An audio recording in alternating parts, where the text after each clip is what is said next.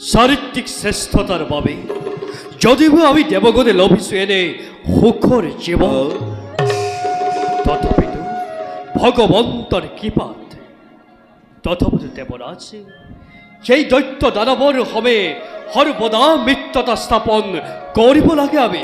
উচ্চ দেৱতা, আজি দৈত্যৰ দানৱগণৰ প্ৰতি তোমাৰ ইমান দৰৰ ভাৱ উপজিল।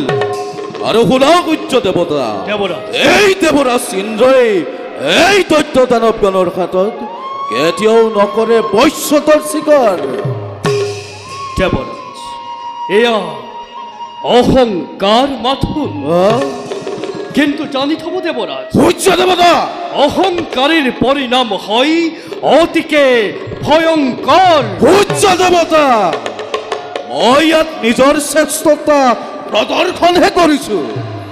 নিজৰ শ্ৰেষ্ঠতা প্ৰদৰ্শন কৰাটো হ'ব জানো অহংকাৰ? দেৱৰাজ, দৈত্যৰাণী কায়াধক হৰণ কৰাটো কিবা হেতু আছিলেন শ্ৰেষ্ঠতাৰ প্ৰদৰ্শন? উচ্চ দেৱতা, হৰক দেৱৰাজ, আমাৰ কৰ্ম হৈছে জগতৰ হিত সাধন।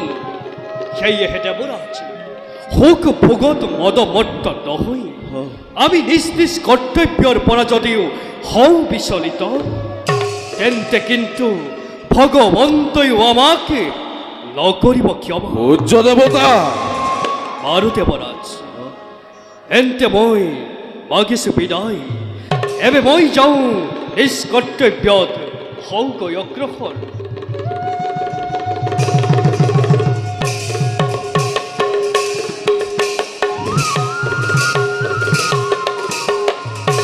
অপমান অপমান কৰিলা তুমি মোক উচ্চ দেৱতা।